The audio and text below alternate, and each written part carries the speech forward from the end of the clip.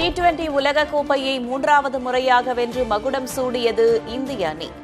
கடைசி போட்டியில் நியூசிலாந்து அணியை 96 ரன்கள் வித்தியாசத்தில் வீழ்த்தி அபாரம்.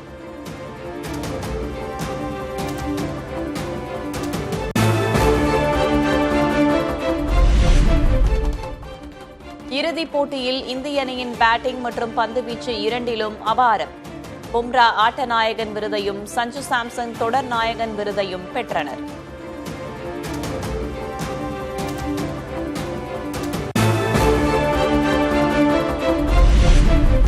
இன்று தொடங்குகிறது நாடாளுமன்ற பட்ஜெட் கூட்டத்தொடரின் 2வது அமர்வு. சபாநாயகரை தகுதி நீக்கம் செய்ய கோரும் எதிர்க்கட்சிகளின் தீர்மானம் விவாதத்திற்கு வரும் என எதிர்பார்ப்பு.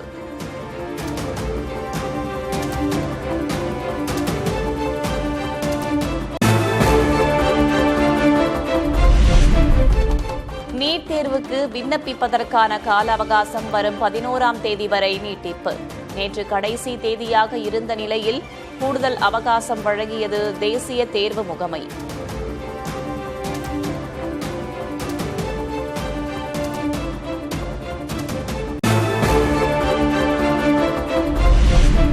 சட்டமன்ற தேர்தலையொட்டி இன்று திருச்சியில் நடக்கிறது திமுகவின் 12வது மாநில மாநாடு. 10 லட்சம் பேர் வரை பங்கேற்கக்கூடும் என்பதால் ஏற்பாடுகள் தீவிரம்.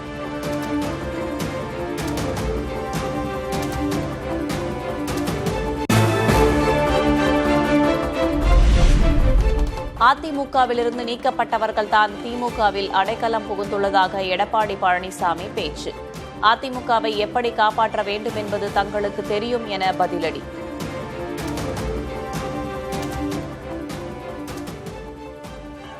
அதிமுக கட்சி நிர்வாகிகள் தொண்டர் ரத்தத்தை வீரவாய் சிந்து உழைத்து வெற்றி பெற செய்து பதவி சுகத்தை அடைந்தவர்கள் இன்றைக்கு திமுக போய் அடைக்கலம் பெற்றிருக்கிறாங்க.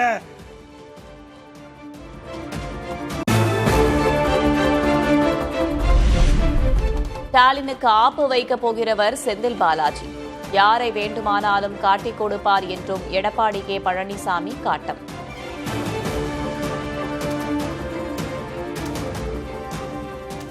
ஸ்டாலின் அவர்களே, ஆபத்தை நீங்கள் உணராமல் இருந்து கொண்டிருக்கிறீர்கள். இன்றைக்கு செந்தில் பாலாஜி மூலமாகத்தான் உங்களுக்கு ஆப்படிக்க போறாங்க. கவலைப்படாதீங்க.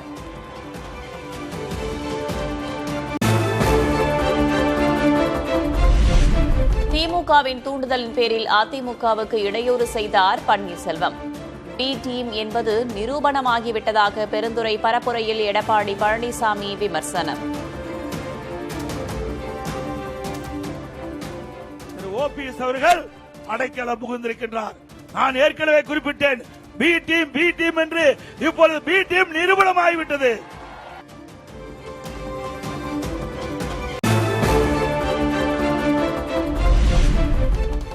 தமிழ்நாடு சட்டமன்ற தேர்தல் பணிகள் தொடர்பாக காங்கிரஸ் ஆலோசனை. முகுல் வாஸ்னிக், கிரிஷ் சோடங்கர், செல்வ பெருந்தகை உள்ளிட்டோர் பங்கேற்பு.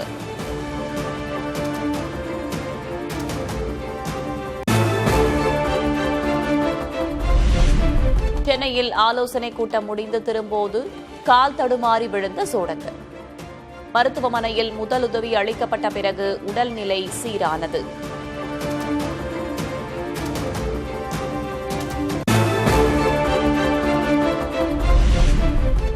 புதுச்சேரியில் காங்கிரஸ் தான் கூட்டணிக்கு தலைமை. கிரிஷ் சோடங்கரின் கருத்தே தங்களது நிலைப்பாடு என முன்னாள் முதல்வர் நாராயணசாமி பேட்டி.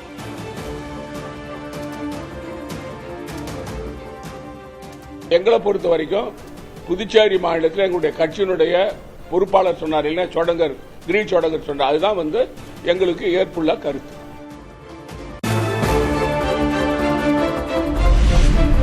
சென்னை கொளத்தூர் தொகுதியில் மேம்படுத்தப்பட்ட முரசொலி மாறன் பூங்காவை திறந்து வைத்த முதல்வர் மு.க. ஸ்டாலின். பூங்காவிற்குள் கலைஞர் நூற்றாண்டு நினைவு தூணும் திறப்பு.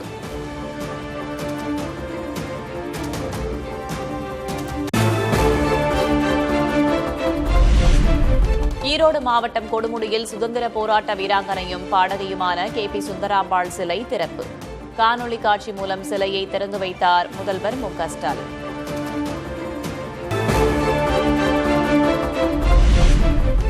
நாமக்கல் மாவட்டம் குமாரபாளையத்தில் 7 வயது சிறுமிக்கு பாலியல் வன்கொடுமை. ஸ்டாலின் அரசின் நிர்வாக சீர்கேட்டால் சிறுமி முதல் மூதாட்டி வரை யாருக்கும் பாதுகாப்பில்லை என எடப்பாடி கே பழனிசாமி கண்டனம்.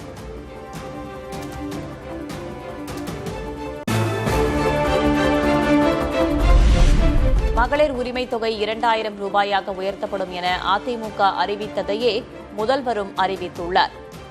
விஜயின் அறிவிப்பு குறித்து அவரிடம்தான் கேட்க வேண்டும் என்று எடப்பாடி கே பழனிசாமி பதில். கட்சியுடைய நிலைப்பாட்டை கருதி அவர்கள் தேர்தல் அறிவிப்பு வெளியிடுறாங்க. இப்போ திமுக தலைவர் ஸ்டாலின் கூட தான் இப்போ மகளிர் உரிமை தொகை 1000 2000 ரூபாக உயர்த்தப்படும் சொன்னேன். அதான் இன்னைக்கு அறிவிச்சிருக்காரு. இதையும் அவர்கிட்ட கேளுங்க ஸ்டாலின்.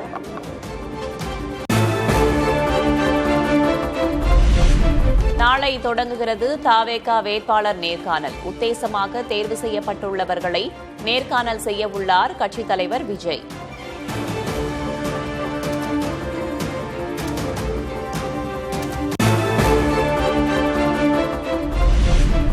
மானாமதுரையில் குற்றவழக்கில் கைது செய்யப்பட்ட ஆகாஷ் என்பவர் உயிரிழப்பு.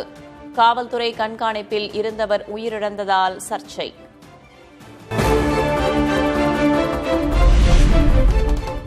மானாமதுரையில் போலீஸ் காவலில் இளைஞர் ஆகாஷ் உயிரிழந்த விவகாரத்தில் காவல்துறை பதில். மருத்துவமனையில் அனுமதிக்கப்பட்டிருந்த நிலையில் மூச்சுத் திணறல் ஏற்பட்டு உயிரிழந்ததாக விளக்கம்.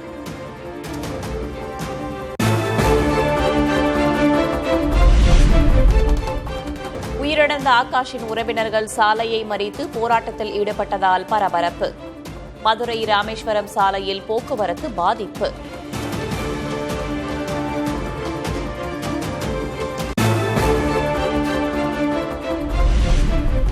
இஸ்ரேலுக்கு சுமார் 1250 கோடி ரூபாய் மதிப்பிலான ஆயுத விற்பனைக்கு அமெரிக்க அதிபர் டிரம்ப் அனுமதி.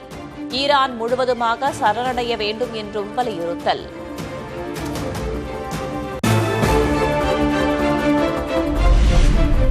அமெரிக்க நீர்மூழ்கி கப்பல் தாக்குதலில் மற்றொரு ஈரான் கப்பல் மூழ்கிய சம்பவம்.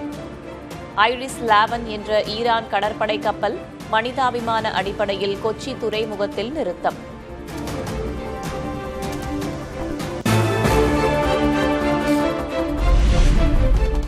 தாக்குதல் மற்றும் ஏவுகணை எச்சரிக்கை காரணமாக துபாய் விமான நிலையத்தில் தற்காலிகமாக சேவை நிறுத்தம்.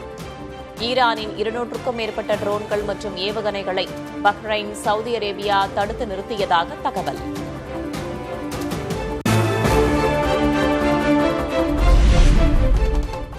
மீண்டும் திறக்கப்பட்ட துபாய் சர்வதேச விமான நிலையத்தில் குவிந்த வெளிநாட்டு பயணிகள். போர் பதற்றம் காரணமாக சொந்த ஊருக்கு செல்லும் முனைப்பில் படையெடுக்கும் மக்கள் கூட்டம்.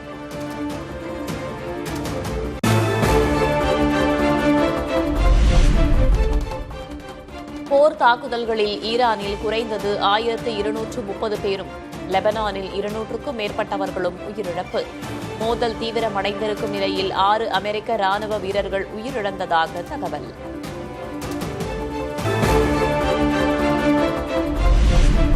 டெஹ்ரானில் உள்ள இமாம் ஹுசைன் பல்கலைக்கழகம் மற்றும் ஏவுகணை களஞ்சியங்களை குறிவைத்து இஸ்ரேல் தாக்குதல். 80க்கும் மேற்பட்ட போர் விமானங்கள் மூலம் தாக்குதல் நடத்தியதால் நிலைமை மேலும் மோசமடைந்தது.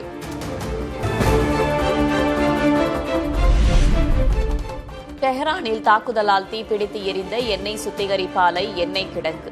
கடும் புகை காரணமாக இருண்ட வான்வெளி, நச்சு அமில மழை எச்சரிக்கை விடுத்த ஈரான்.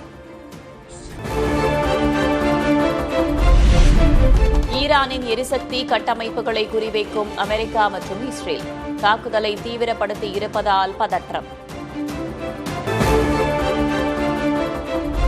பஹ்ரைனில் கடல் நீரை குடிநீராக்கும் ஆலை மீது ஈரான் தாக்குதல். அமெரிக்க ராணுவ தளங்கள், எண்ணெய் ஆலைகளை தொடர்ந்து குடிநீருக்கும் குறிவைத்திருப்பதால் அச்சம்.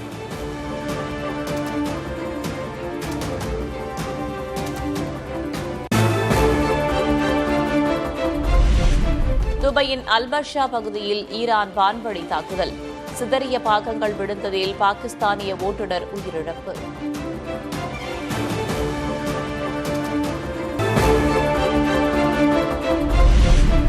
அமெரிக்கா இஸ்ரேலுக்கு எதிராக அடுத்த 6 மாதங்களுக்கு தீவிரமாக போர் புரியும் வலிமை உள்ளதாக ஈரான் அதிரடி.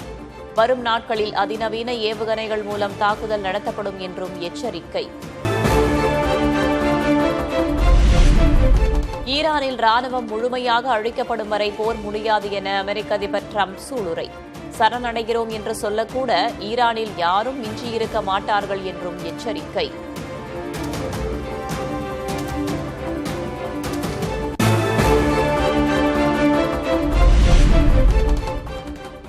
ஈரானின் நாட்டின் புதிய உயர் தலைவராக காமேனியின் மகன் மொஜ்தபா காமேனி தேர்வு.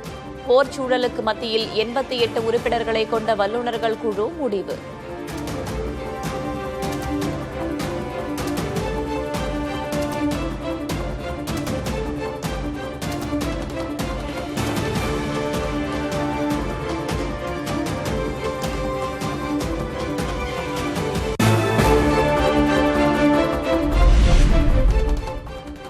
கச்சா எண்ணெய் விலை உயர்வு, பல்வேறு நாடுகளில் தட்டுப்பாடு. அவசர கால சேமிப்பு எண்ணெயை விடுவிக்க இயலாது என ட்ரம்ப் அறிவிப்பு.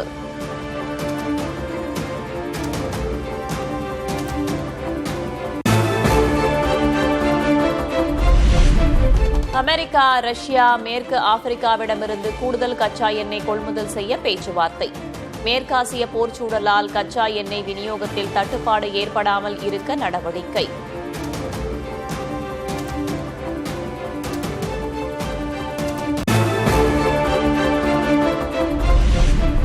கேஸ் சிலிண்டர் முன்பதிவில் கட்டுப்பாடுகளை கொண்டு வந்த எண்ணெய் நிறுவனங்கள். வதந்திகளை நம்பி சிலர் கேஸ் இருக்கும் போதே முன்பதிவு செய்வதால் ஏற்படும் தட்டுப்பாட்டை தவிர்க்கவே நடவடிக்கை என விளக்கம்.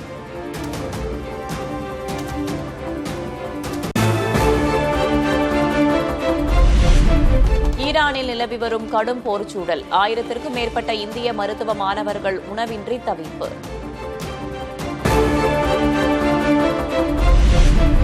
வளைகுடா நாடுகளில் இருந்து கடந்த ஒரு வாரத்தில் 52,000 இந்தியர்கள் மீட்டு வரப்பட்டிருப்பதாக வெளியுறவுத்துறை அறிக்கை.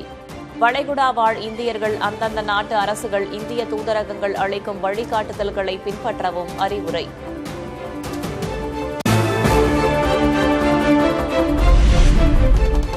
மேற்காசிய போரால் பங்குச் சந்தைகளிலும் பதற்றம். 4 நாட்களில் இந்தியாவிலிருந்து 21,000 கோடி ரூபாய் அந்நிய முதலீடுகள் வெளியேற்றம்.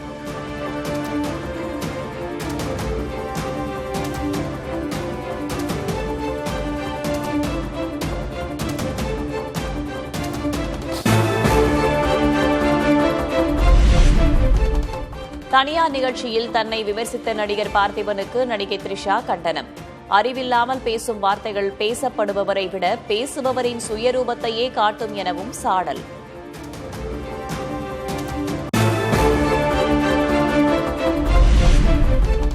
நடிகை த்ரிஷா குறித்து விமர்சித்த விவகாரத்தில் மன்னிப்பு கோரினார் நடிகர் பார்த்திபன். பெண்ணே இப்பிரபஞ்சத்தின் ஆகப்பெரும் ஆக்கசக்தி என்றும் விளக்கம்.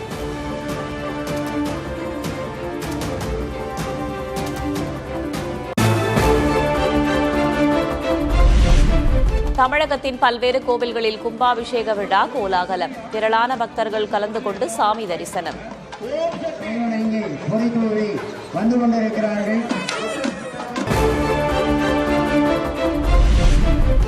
தமிழ்நாட்டில் ஒரு வாரத்திற்கு மழை பெய்யக்கூடும். சென்னை வானிலை ஆய்வு மையம் கணிப்பு.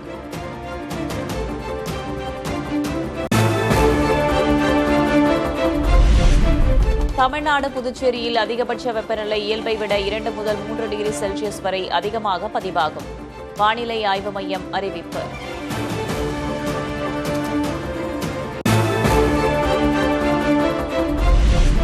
தமிழகத்தில் வேலூர், பரமத்திவேலூரில் அதிகபட்ச வெப்பநிலை பதிவு.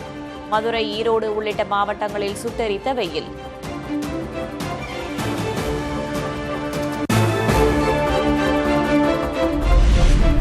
வேலூரில் தொடர்ந்து 6வது நாளாக 100 டிகிரி ஃபாரன்ஹீட்டுக்கு மேல் வெப்பநிலை பதிவு. சுட்டெரித்த வெயிலால் பொதுமக்கள் கடும் அவதி.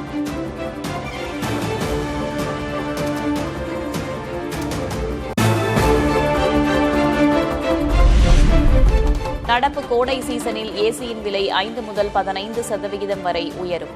மூலப்பொருட்கள் விலையேற்றம், சரக்கு போக்குவரத்து செலவுகளின் அதிகரிப்பை சுட்டிக்காட்டி உற்பத்தியாளர்கள் கணிப்பு.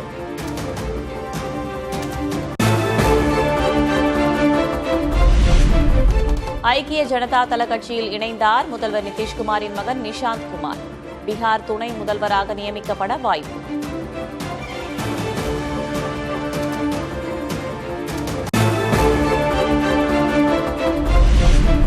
பீகார் முதல்வர் மாற்றம் தொடர்பாக மத்திய உள்துறை அமைச்சர் அமித்ஷா தீவிர ஆலோசனை.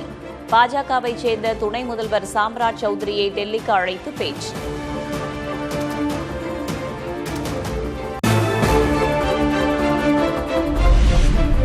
பதவியை ராஜினாமா செய்ததன் காரணம் உரிய நேரம் வரும் வரை ரகசியமாகவே இருக்கும். மேற்கு வங்க ஆளுநர் பதவியிலிருந்து விலகிய ஆனந்த போஸ் பேட்டி.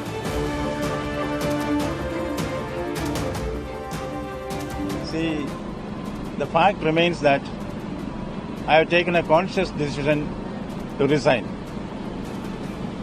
The reasons for this will remain confidential till the right time comes.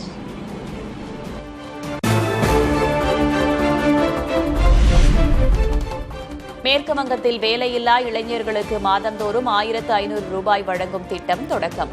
21 வயது முதல் 40 வயதுடைய தகுதியான 1 கோடி இளைஞர்கள் பயன்பெறுவார்கள் என்று மமதா பானர்ஜி கருத்து.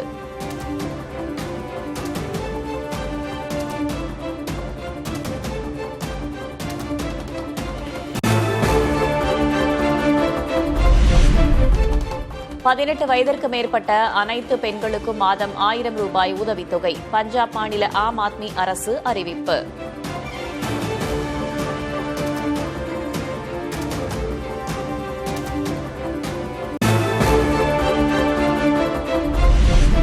குடியரசுத் தலைவரின் நிகழ்ச்சியை புறக்கணித்த மமதா பானர்ஜியை பெண்கள் மன்னிக்க மாட்டார்கள் என்று பிரதமர் மோடி பேச்சு. பழங்குடியினரின் முக்கிய நிகழ்ச்சியை புறக்கணித்து விட்டதாகவும் விமர்சனம்.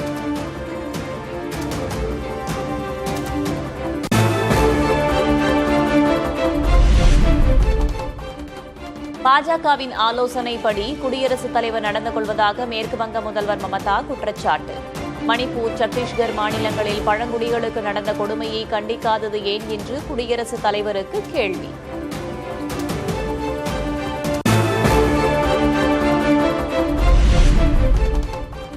டெல்லியில் நிசாமுதீன் என்பவரின் வீடு ஆக்கிரமிப்பு இடத்தில் கட்டப்பட்டிருப்பதாக கூறி புல்டோசர் மூலம் இடிப்பு. ஹோலி பண்டிகையின் போது நடந்த கொலையில் குற்றம் சாட்டப்பட்டிருந்த நிலையில் நடவடிக்கை.